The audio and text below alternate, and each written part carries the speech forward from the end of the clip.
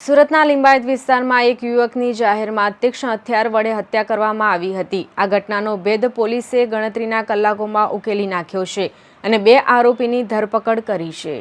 હત્યારાઓ સુરત છોડીને ભાગી જાય તે પહેલા જ લિંબાયત પોલીસે ઝડપી પાડ્યા હતા। આ ઘટનામાં ચોંકાવનારી વાત એ સામે આવી છે કે મૃતક અને આરોપીઓ સગા સંબંધમાં હતા અને નાસ્તો કરવાના પૈસા બાબતે થયેલી સામાન્ય બોલાચાલી હત્યામાં પરિણમી હતી। આ બનાવ લિંબાયત આસ્તિકનગર વિસ્તારમાં આવેલ નિરંકારી કિરાણા જનરલ સ્ટોર પાસે બન્યો હતો। રવિન્દ્ર પાટીલ નામનો યુવક તેના 2 સાથીઓ દેવીદાસ ઉર્ફે દાદુ, સુખદેવ પાટીલ અને સની ઉમેશ હલવાઈ સાથે ઝઘડો થયો હતો। પોલીસ પૂછપરછમાં સામે આવ્યું કે નાસ્તો કરવા માટે પૈસા આપવા બાબતે આ ઝઘડો શરૂ થયો હતો। આ સામાન્ય બોલાચાલી એટલી ઉગ્ર બની ગઈ કે આરોપીઓએ રવિન્દ્ર પર ચપ્પુ વડે હુમલો કરી દીધો હતો।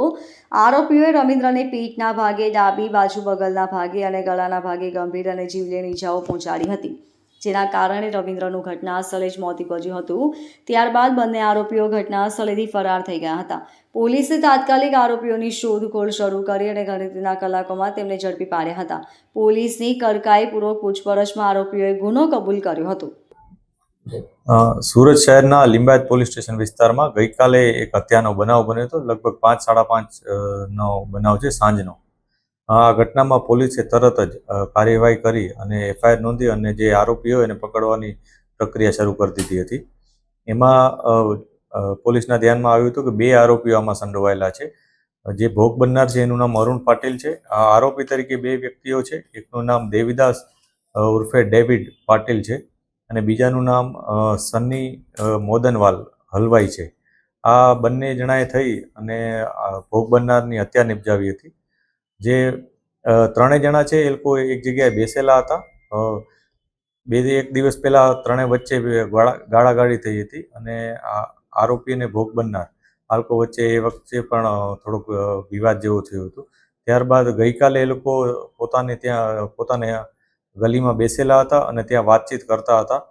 આ દરમિયાન પણ થોડાક એ લોકોને અપશબ્દો કદાચ બોલ્યા હશે એ પ્રકારની માહિતી મળી છે અને ત્યારબાદ જે બંને આરોપીઓ છે એ લોકોએ એમ નક્કી કર્યું કે આપણે નાસ્તો કરવા જવું છે।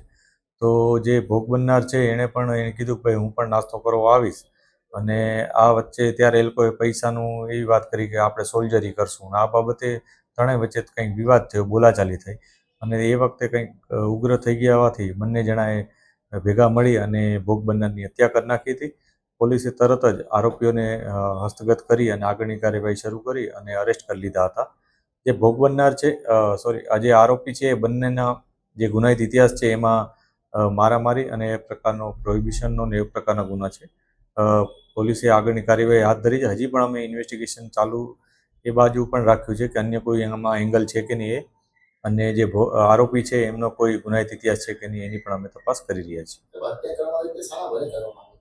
જે હત્યા નિપજાવવામાં આવી એમાં જે આરોપી છે એ લોકોએ ચપ્પુ વડે હત્યા નિપજાવી હતી, જેમાં બંને પાસે ચપ્પુ હતું અને એ લોકોએ ભોગ બનનાર ઉપર એટેક કર્યો અને એની હત્યા નિપજાવી હતી। બંને આરોપીઓ પકડાઈ ગયા છે। પોલીસે એને અરેસ્ટ પણ કરી લીધા છે। આમાંથી 2 વ્યક્તિઓ, એક ભોગ બનનાર ને આરોપી, એ લોકો કૌટુંબિક ભાઈઓ પણ થાય છે, મામા ફૂઈના ભાઈ છે। આ પ્રકારની માહિતી પણ પોલીસને મળી છે અને બંને વચ્ચે ગઈકાલની જે ઝઘડો થયો એ અને 2-1 દિવસ પહેલા પણ અપશબ્દો બોલી અને ઝઘડો થયો હોવાની માહિતી છે, એટલે આ જ કારણ હોવાનું પ્રાથમિક દ્રષ્ટિએ અમને જણાઈ આવે છે। એમાં આજે 2 છોકરાઓ છે એ 22 વર્ષના અને 24 વર્ષના છે, જ્યારે ઓલો થોડોક મોટો છે એ પોતાને આ 2 કરતાં થોડોક મોટો ગણે છે અને એ લોકો કંઈક અપશબ્દો બોલ્યો હશે એ બાબતે, પણ એ લોકોએ કંઈ એવી રજૂઆત પોલીસ પાસે નથી કરી અને ત્યારબાદ ગઈકાલે પાછી એ લોકો વચ્ચે ઝઘડો થયો અને એમાં પછી આ લોકોએ આ પ્રકારની ઘટનાને અંજામ આપ્યો। જે આરોપી છે એ મજૂરી કામ કરે છે, મૃતક પણ મજૂરી કામ કરતો હતો એ પ્રકારની માહિતી છે। કોઈ રેગ્યુલર કોઈ કામકાજ કરતો હોય એવી કોઈ માહિતી પોલીસને નથી એવી કોઈ સ્પષ્ટ ફિગર નથી આવ્યો, પણ સામાન્ય નાસ્તો કરવાની બાબત હતી। 200-300 રૂપિયાથી વધારે કદાચ ના હોઈ શકે। કોઈ મેજર કોઈ સોલ્જરી કરવાની બાબત સામે આવી નથી।